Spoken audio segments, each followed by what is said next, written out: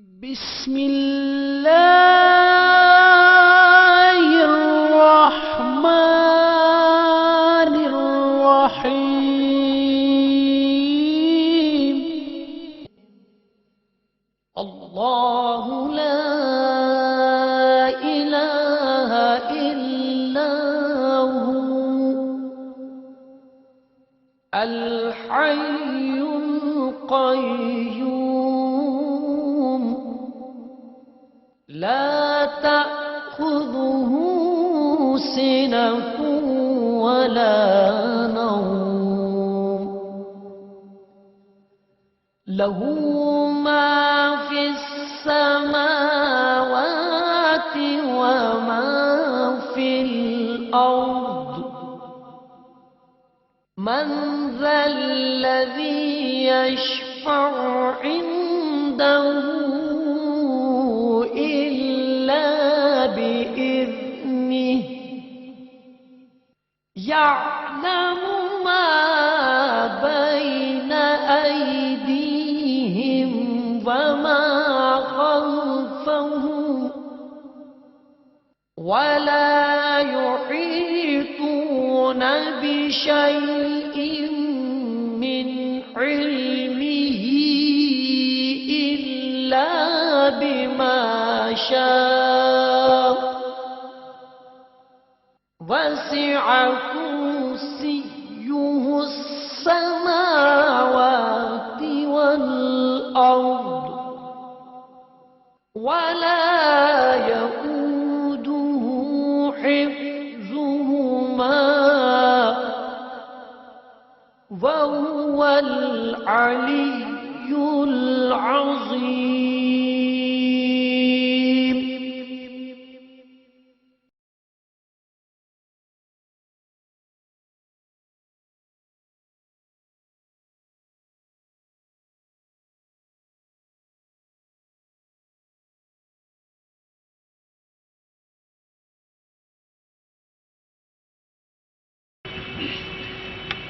اب تقلید سے قرآن کریم کی دوسری بات جو میں نے عرض کی تھی، قرآن کریم کی توہین ہوتی ہے.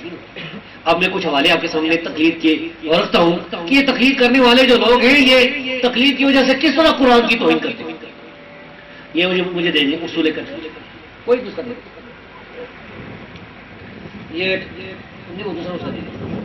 یہ اصول کرخی ایک چھپا ہوا ہے، یہ ہمارے اہل حدیث والے نے شائع کیا ہے. تو اصل حوالہ میں دوسری کتاب سے پیش کروں گا. اگرچہ یہ فوٹو اسٹیٹ ہی ان کی، لیکن وہ کل اعتراض کر سکتے ہیں کہ یہ دیکھو جی کیوں اہل حدیث بھائیوں نے اس لیے شائع کیا کہ لوگوں کو بتائیں کہ دیکھو تمہارے اصول کرخی میں لکھا کیا ہے. لیکن اب وہ اصل کتاب جو ہے نا، یہ جو ان کی اہل تقلید کی چھپی ہوئی ہے، اس میں حوالہ آپ کے سامنے اصول کرخی کا. کرخی ایک حنفی عالم تھے، وہ کہتے ہیں کہ الاصل صفحہ نمبر 18 پر اصول نمبر 29 الاصل ان كل آیت تخالف قول اصحابنا فانها تحمل على النص. اصل بات یہ کہ قرآن کریم کی ہر آیت جو ہمارے اصحاب کے خلاف ہو، یعنی حنفی علماء کے خلاف ہو، اس کو منسوخ سمجھیں گے او علی ترجیح، یا اس کو ہم مرجوع قرار دیں گے، اس پر کسی اور کو ترجیح دیں گے. والاولی ان تحمل على التعویل من جهة التوفیق، اور بہتر یہ ہے کہ اس کی تعویل کی جائے، اس کا مطلب ہی بتا دیجیے. یہ اصول بنا دیا قرآن کریم کو رد کرنے کے لیے، بس وہ یا منسوخ سمجھو یا مرجوع سمجھو یا تعویل.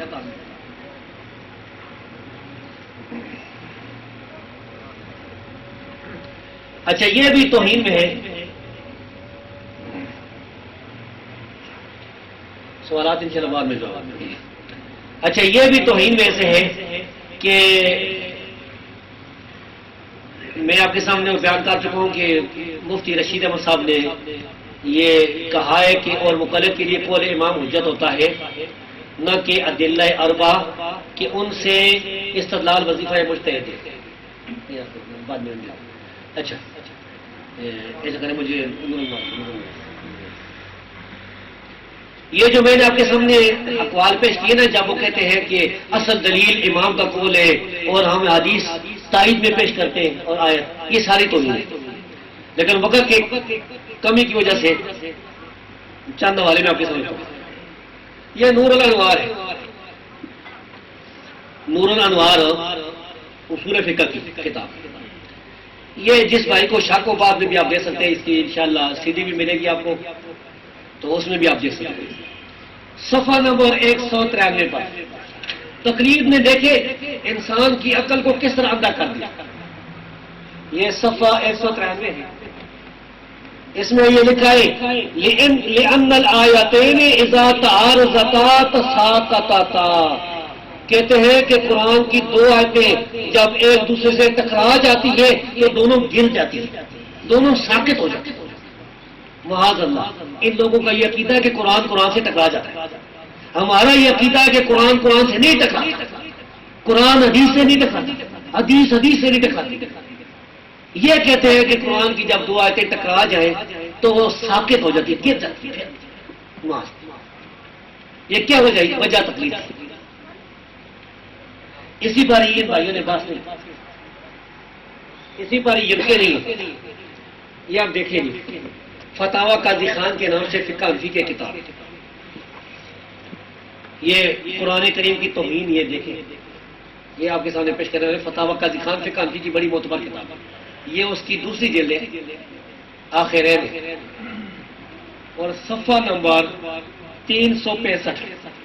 یہ 365 صفحے پر یہ عبارت ہے جو آپ کے سامنے پڑھنے میں.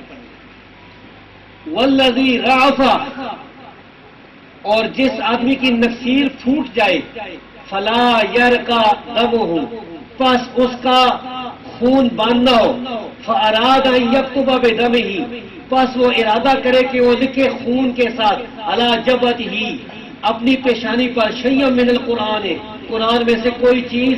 قال ابو بکر الاسقاف رحمہ اللہ یجوز. ابو بکر اسقاف حنفی جو بڑا عالم تھا، اس نے کہا جائز ہے، یعنی خون کے ساتھ ہو قرآن لکھنا پیشانی پر جائز ہے. قیلا لو کتب بالبول، کہا گیا اگر پیشاب کے ساتھ لکھے. قال لو کان فی شفا لا باس بہ، اس نے جواب دیا کہ اگر اس میں شفا ہو تو پھر کوئی حرج نہیں ہے، کوئی گناہ نہیں، کوئی حرج نہیں. یعنی پیشاب کے ساتھ اگر یہ اس کو پتا چلے کہ مجھے شفا مل جائے گی، خون بند ہو جائے گا، پیشاب کے ساتھ یہ قرآن لکھے تو کوئی حرج نہیں. کیسی توہین، تقلید کی وجہ سے. یہ لوگ جو ہے تقلید کی وجہ سے اس طرح قرآن کریم کی توہین کے وہ مرتکب بنے ہیں.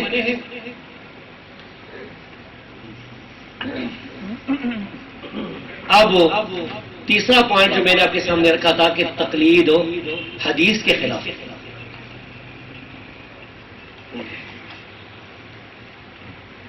یہ صحیح بخاری ہے میرے پاس، یہ دارالسلام کی چھپی ہوئی ہے. یہ ساری صحیح بخاری ایک جلد ہے. اس کے جو نمبر لگے ہوئے یہ انٹرنیشنل ہے، بین الاقوامی نمبر.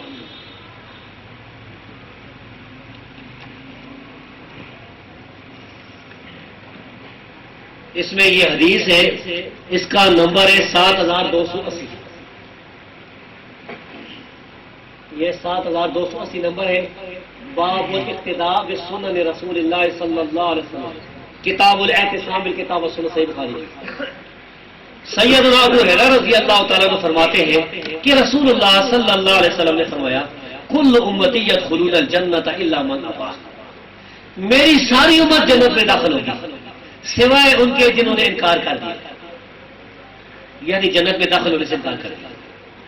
قالوا یا رسول اللہ ومن یابا، لوگوں نے کہا اے اللہ کے رسول کوئی انکار بھی کرے گا، کوئی ایسا بھی ہے جو انکار کرے. قال من اطاعنی دخل الجنہ، آپ نے فرمایا جس نے میری اطاعت کی وہ جنت میں داخل. ومن عصانی فقد ابا، اور جس نے میری نافرمانی کی اس نے انکار کر دیا. آپ دیکھیں تقلید جو ہے نبی صلی اللہ علیہ وسلم کی نافرمانی، اس لیے کہ اللہ کے رسول کی بات کو، حدیث کو اصل دلیل نہیں سمجھا جاتا. اصل دلیل امام کے قول سمجھا جاتا ہے، اور حدیث کو امام کے قول کی تائید کے لیے پیش کی جاتی ہے. تو یہ حدیث بھی تقلید پر رد کرتی ہے. نبی صلی اللہ علیہ وسلم کی اطاعت کرنا ہی تقلید کراتی ہے. یہ دوسری حدیث ہے 7307 نمبر صحیح بخاری.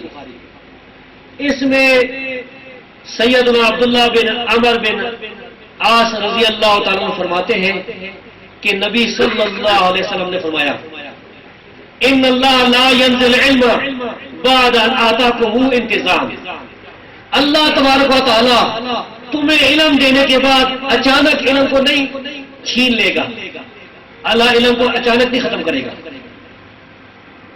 وَلَٰكِن يَنْتَزِعُ مِنْهُمْ مَعَ قَبْضِ الْعُلَمَاءِ، لیکن اللہ علم کو ختم کرے گا علماء کو ختم کرنے کے ساتھ، علماء کی روح قبض کرنے کے ساتھ، بعلم، علم کے ساتھ. یعنی اللہ تعالیٰ کسی علاقے میں اگر علم کو ختم کرنا چاہے گا تو علماء کو اٹھا لے گا. فَيَبْقَى نَاسٌ جُهَالٌ، تو پیچھے رہ جائیں گے جاہل لوگ. کون رہ جائیں گے؟ جاہل. یستفتون، ان سے لوگ مسئلے پوچھیں گے. یستفتون، ان سے مسئلے پوچھے جائیں گے. فیفتون برائہم، وہ اپنی رائے سے فتویٰ دیں گے، قرآن حدیث سے نہیں، رائے سے فتویٰ دیں گے. یہ حدیث ہے نبی صلی اللہ علیہ وسلم کی صحیح بخاری میں. فیفتون برائہم، اپنی رائے سے فتویٰ دیں گے. فیضلون ویضلون، خود بھی گمراہ ہوں گے، دوسروں کو بھی گمراہ. تو یہ لوگ رائے سے فتویٰ دینے والے خود بھی گمراہ ہوتے ہیں اور دوسروں بھی گمراہ. تو تقریر کا یہ راز کرتی ہے یہ حدیث. چوتھی بات میں نے یہ عرض کی ہے کہ تقلید سے حدیث کی توہین ہوتی ہے. میں بیان کر چکا ہوں حوالے کچھ، اور یہ اور حوالہ سنے گا. اکثر اس کا حوالہ اکثر الفتاوی جلد نمبر 3، یہ مفتی رشید احمد صاحب کی کتاب ہے اکثر الفتاوی، جلد نمبر 3، صفحہ نمبر 50 پر مفتی رشید احمد صاحب یہ فرماتے ہیں، یہ بات تبرعاً لکھ دیے، ورنہ رجوع الی الحدیث وظیفہ مقلد نہیں. بڑی ذرا سخت اردو ہے. مراد یہ کہ حدیث کی طرف رجوع کرنا ہے، یہ مقلد کا طریقہ نہیں ہے. آگے بھی دیکھیں کیسا، دیکھیں کہتے ہیں رجوع الی الحدیث مقلد کا وظیفہ نہیں، صفحہ 55 پر، وہ صفحہ 50 پر. یعنی حدیث کو اس کی طرف رجوع کرنا یہ مقلد کا طریقہ نہیں. کیسی توہین! ایک آدمی سے غلطی ہو جائے اللہ معاف کرے، توبہ کرے آدمی، لیکن آدمی کہے کہ میں حدیث کی طرف رجوع ہی نہیں کرتا، کہ کیسی، یہ عجیب بات ہے. یہ بھی میں آپ کے سامنے جال حق سے بیان کر چکا ہوں کہ وہ کہتے ہیں ہماری دلیل یہ روایتیں نہیں ہیں. حدیث کی توہین کا تقلید کی وجہ سے ایک بہت بڑی دلیل میں آپ کے سامنے پیش کرتا ہوں. یہ تاریخ کی بہت سی کتابوں میں لکھا ہوا ہے، اور ان میں سے کتاب میں آپ نے ساتھ لایا ہوا. ساری کتابیں لانا تو پھر وہ پتہ نہیں آپ کتنے حوالے رہ جائیں گے واللہ عالم انشاءاللہ. تو یہ شذرات الذہب فی اخبار من ذہب، یہ تاریخ کی کتاب ہے جس میں کوئی 800 سال یا اس سے بھی زیادہ سال کے حالات لکھے. اس کی یہ جلد نمبر 7 اور 8 ہے.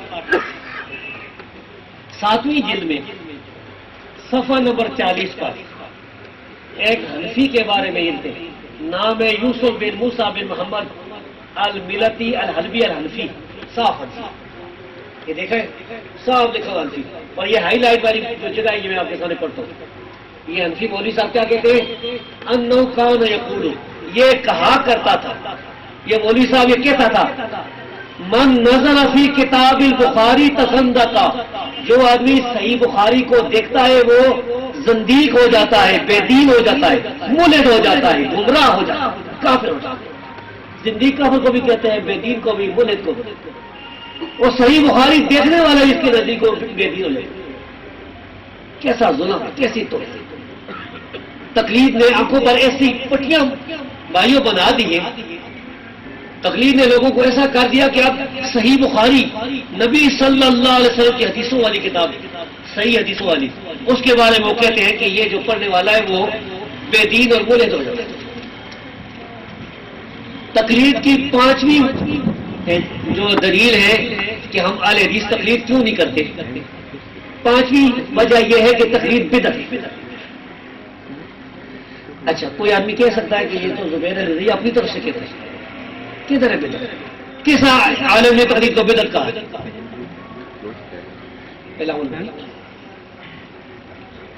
یہ میرے ہاتھ میں حافظ ابن القیم کی اعلام الموقین ہے. یہ حافظ ابن قیم جو ہے 751 ہجری میں فوت ہوئی ہے، یعنی تقریباً آج سے 600 سال پہلے گزرے. جلد نمبر 2 ہے، صفحہ نمبر 208 ہے.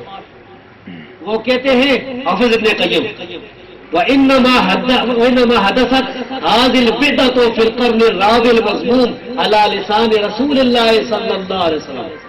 اور یہ بدعت یعنی تقلید کی بدعت یہ 4 صدی ہجری میں پیدا ہوئی ہے، جس صدی کی رسول اللہ صلی اللہ علیہ وسلم نے مذمت فرمائی اپنی مبارک زبان. اللہ کے رسول نے اپنی پیاری زبان کے ساتھ جس صدی کو برا قرار دیا، مذمت فرمائی آپ نے، اس صدی میں یہ تقلید کی بدعت ہے. مطلب یہ کہ تقلید بدعت یہ حافظ ابن قیم کی.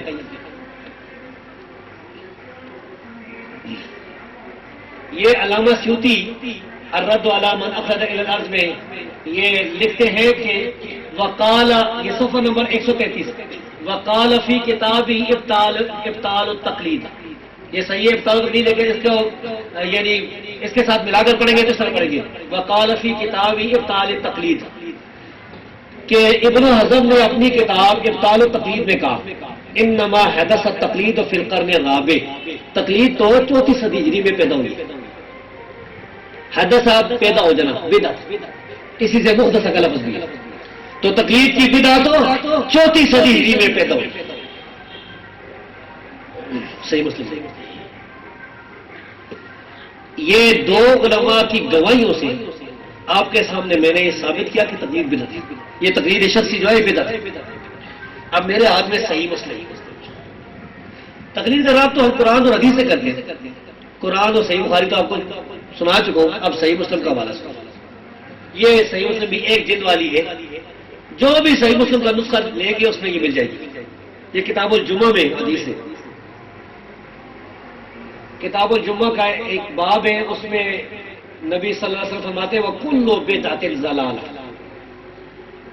وَكُلُّ بِدْعَةٍ ضَلَالَةٍ. ہر بدعت گمراہی ہے. تو تقلید بھی بدعت ہے، تقلید بھی گمراہی ہے. تقلید میں جب بدعت ہونا ثابت ہو گیا تو اس کا گمراہی ہونا خود بخود ثابت ہو. یہ صحیح مسلم سے ہم نے ثابت کر دیا کہ تقلید ہو بدعت. چھٹی دلیل تقلید کے نہ کرنے کی ہم نے کہ کیوں ہم نہیں کرتے، میں نے یہ بیان کی تھی کہ تقلید اجماع کے خلاف ہے. یہ حافظ ابن حزم کی کتاب ہے. یہ ابن حزم کا میں ذکر کر چکا ہوں پہلے کہ النبذۃ الکافیہ فی احکام اصول الدین.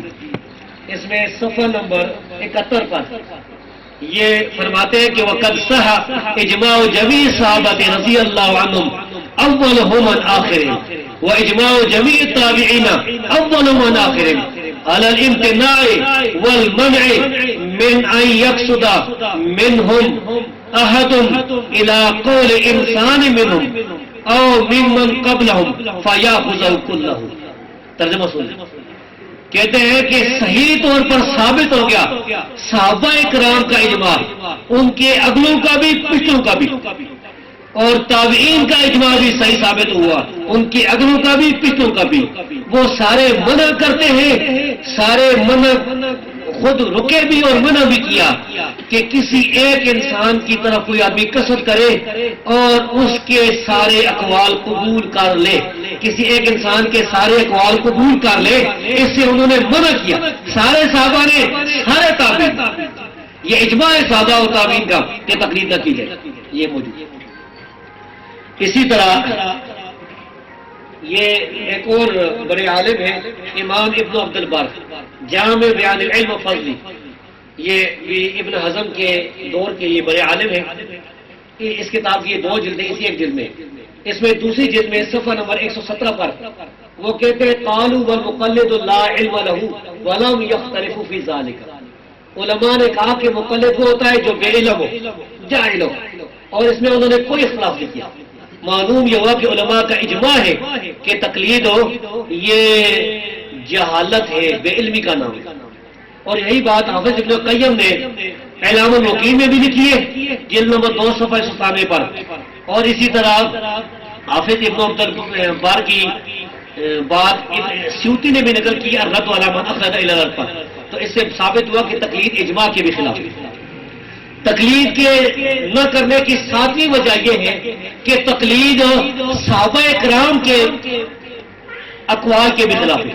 یہ لوگ جو تقلید کرتے ہیں یہ صحابہ کی مخالفت بھی کرتے ہیں، قرآن حدیث کی مخالفت تو کرتے ہیں، صحابہ کی بھی کرتے ہیں۔ یہ جامع بیان العلم و فضل ابن عبد البار کی کتاب ہے، اس میں سے ایک صحیح روایت آپ کے سامنے تھا، یہ ایک عام حوالہ ہے، بلکہ یہ بہت ہی اہم، بہت موسٹ امپارٹنٹ یہ دلیل، اس کو سارے بھائی یاد رکھیں۔ اس میں حدیث لکھی ہوئی ہے سند کے ساتھ، حدثنا کے ساتھ، پوری سند کے ساتھ سیدنا معاذ بن جبل رضی اللہ تعالیٰ عنہ سے لکھا ہے، جلد نمبر 2 صفحہ نمبر 111۔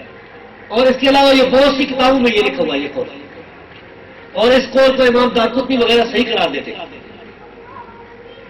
سیدنا معاذ بن جبل رضی اللہ تعالیٰ عنہ فرماتے ہیں اما العالم فإن اهتدى فلا تقلدوه دینکم، اگر عالم ہدایت پر بھی ہو تو اپنے دین میں اس کی تقلید نہ کرو۔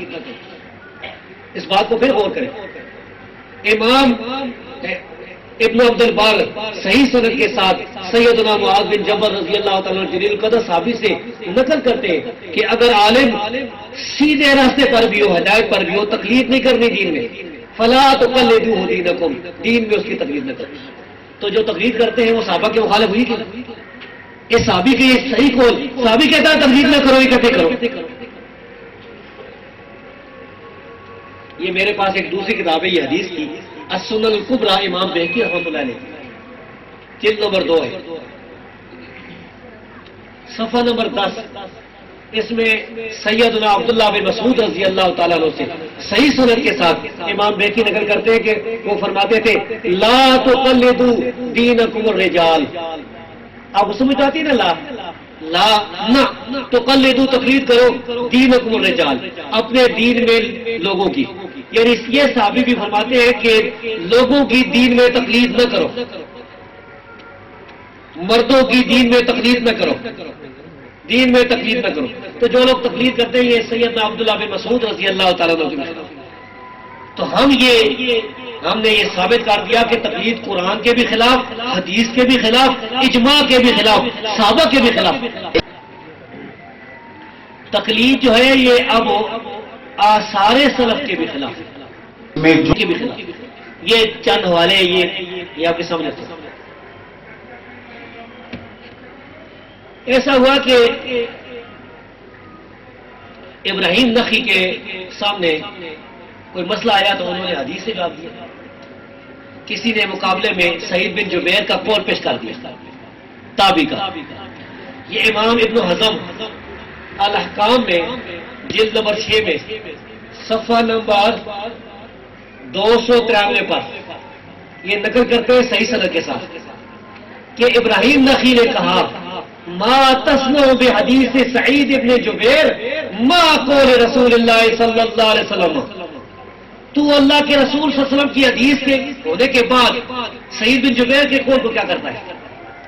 سعید بن جبیر کا قول کدھر چلے گا؟ اللہ کے رسول کی حدیث موجود ہے، اور اللہ کے رسول کی حدیث کے مقابلے میں سعید بن جبیر کا قول پیش کرتا ہے، یہ پیش ہو سکتا ہے؟ تقلید کی بنیاد ختم ہے۔ اسی طرح اسی کتاب میں صحیح سند کے ساتھ امام ابن حزم نے حکم بن عتیبہ تابعی سے، یہ بھی تابعی ہے صغیر، چھوٹے تابعی ہے، وہ بھی تابعی ہے چھوٹے، ان سے نقل کیا کہ فرماتے ہیں لیس احد من الناس الا وانت آخذ من قولی او تارک الا النبی صلی اللہ علیہ وسلم۔ فرماتے ہیں کہ دنیا میں کوئی آدمی بھی ایسا نہیں ہے جس کی بات کو ہم قبول بھی کر سکتے ہیں اور رد بھی کر سکتے ہیں سوائے نبی کے۔ نبی کی ہر بات قبول کرنی پڑے گی، نبی کی کوئی بات رد نہیں ہو سکتی، نبی صلی اللہ علیہ وسلم کی کوئی بات بھی وہ رد نہیں ہو سکتی، ہر بات قبول کرنی پڑے گی۔ اور رسول کے علاوہ دنیا کا کوئی ایسا آدمی نہیں پوری زمین پر جس کی ہر بات کو قبول کرے، اس کو پرکھیں گے۔ تو یہ تقریر کرا دے کہ نہیں؟ جس طرح میں نے وعدہ کیا تھا نا کہ اماموں کے میں اقوال پیش کروں گا، تو اسی میں سے یہ ایک قول پیش کرتا ہوں جلیل القدر امام کا۔ امام شافعی رحمۃ اللہ علیہ کا نام سنو گا، 4 اماموں میں سے جن کو یہ لوگ بھی مانتے ہیں۔ یہ میرے پاس یہ کتاب ہے، کتاب کا نام ہے آداب و شافعی و مناقب، یہ امام ابن ابی حاتم رازی نے لکھی ہے، آج سے تقریباً 1100 سال پہلے۔ اور سند کے ساتھ کہتے حدثنا ابی سمیت حرملہ بن یحییٰ یقول قال شافعی، صحیح سند کے ساتھ امام شافعی رحمۃ اللہ علیہ سے صفحہ نمبر 51 پر نقل کرتے ہیں. امام شافعی کیا فرماتے ہیں یہ آپ دیکھ لیں. ولا تقلدونی، یہ دیکھیں یہ سبز نشان لگا ہوا ہے. ولا تقلدونی، اور میری تقلید نہ کرو.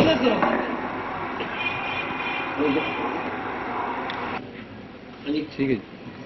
اچھا یہ امام شافعی رحمۃ اللہ علیہ کا قول میں نے آپ کے سامنے پیش کیا صحیح سند کے ساتھ. ولا تقلدونی، انہوں نے فرمایا میری تقلید نہ کرو. شاید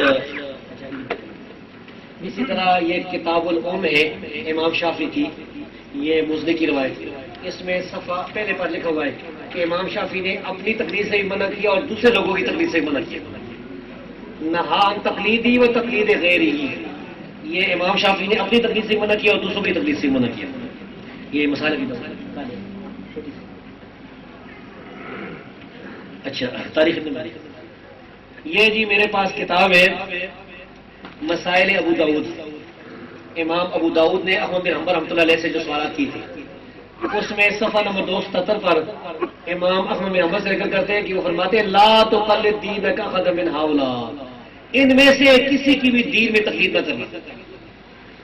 اسی طرح یہ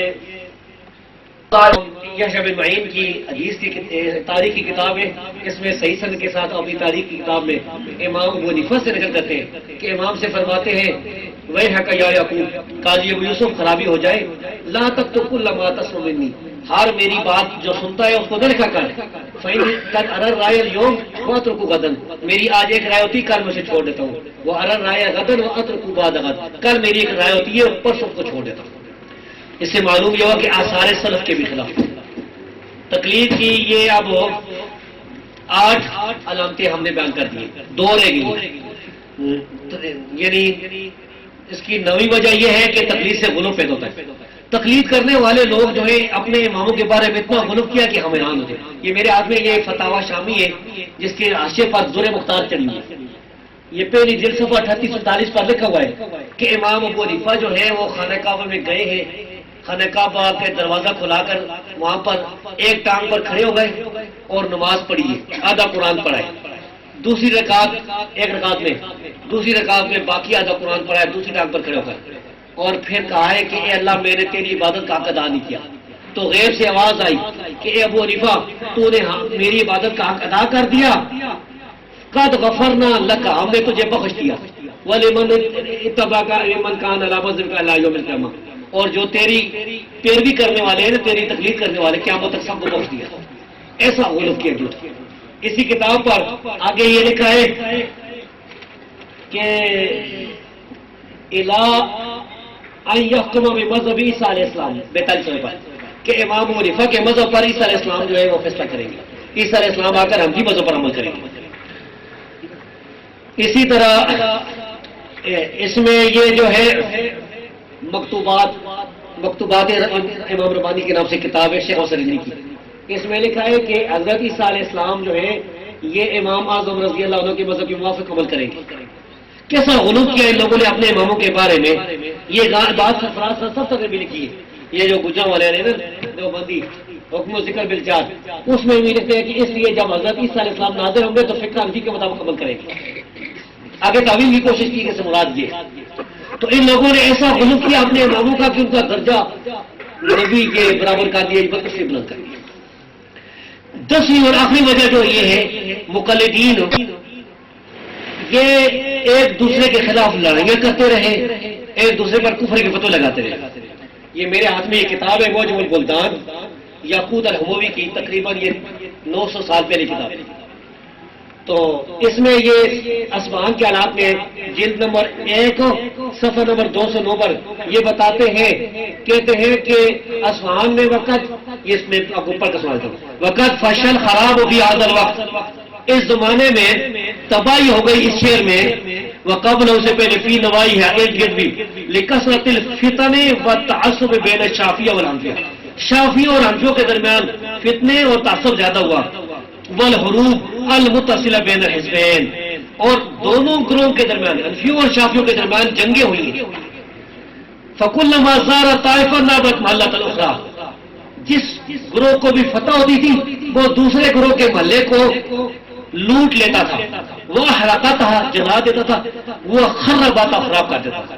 لا یاخذ فی ذلک الا ملازمہ، کوئی اللہ کا خوف نہیں، کوئی چیز. یہ حنفی اور شافعی ایک دوسرے کے ساتھ ایسی لڑائیاں کرتے تھے، تاریخ میں موجود ہے، محلے لوٹتے قتل کرتے تھے. یہ دوسری بھی کتاب جو ہے نا الفائد البحیہ، ہاں جی، یہ پھر 2-3 حوالے اور نہیں پیش کر سکوں گا، تھوڑا بہت. ہاں جی اچھا مجھے دینا اس کا موج بلدان کا دوسرا والا. یہ بھی جلد نمبر 3 میں بھی موج بلدان کی یہ یہاں لکھا ہوا ہے کہ شافی اور حنفیوں کے درمیان جنگیں ہوئی ہیں، وقعت بین الغروب، ان کے درمیان جنگیں ہوئی ہیں. اسی طرح یہ ابن اسیر نے بھی اپنے الکامل میں لکھا اور البدایہ و نہایہ میں بھی. یہ البدایہ و نہایہ حافظ ابن کثیر کی کتاب تاریخ کی، اس میں بھی یہ لکھا ہوا ہے کہ آسمان میں بڑا فتنہ ہوا فقہاء کے درمیان مذاہب کی وجہ سے، وقتل فیہا خلق کثیر، بڑی مخلوق ماری گئی.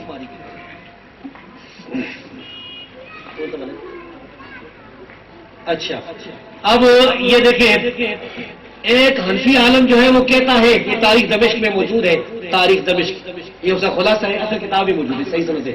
وہ کہتا ہے کہ اگر میرے پاس اختیار ہوتا تو میں شافیوں سے جزیہ لیتا، کافروں سے جو جزیہ لیتا.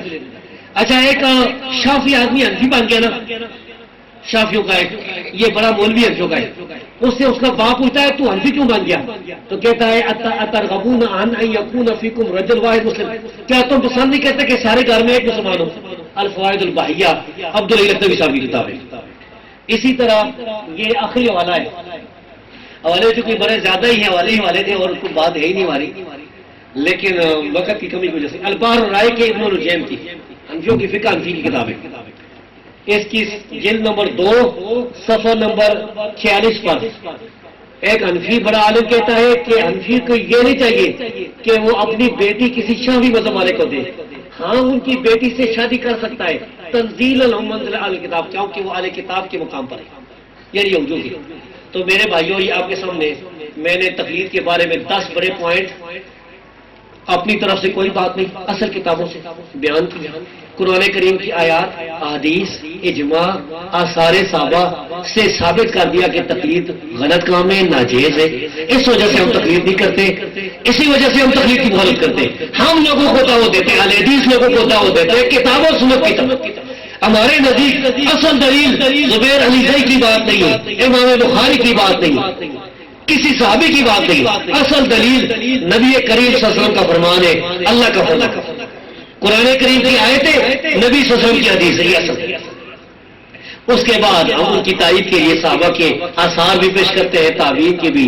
یہ ہے ہمارا اصل عقیدہ اور دعوت، یہ اہل حدیث کی دعوت ہے. تو میرے بھائیوں آپ کے سامنے میں نے جو بیان کیا ہے اس پر آپ غور کریں، ٹھنڈے دل سے غصہ روکتے ہوئے.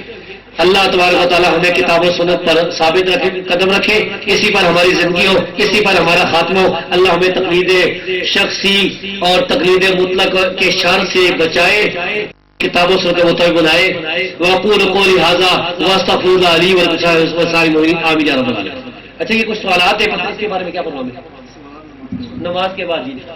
یہ جو سوالات ہیں، یہ سوالات جو ہیں بھائیوں کے وہ انشاءاللہ ہم کوشش کریں گے کہ نماز کے فوراً بعد ان کا جوابات دے دیے جائیں، اور جو بھائی سوال کرنا چاہتے ہیں وہ دوبارہ نماز پڑھنے کے بعد فوراً اس جگہ پہ آ جائیں تاکہ ان کے جوابات جلدی جلدی دے کے شیخ صاحب فارغ ہو جائیں، کیونکہ انہوں نے واپس بھی جانا ہے.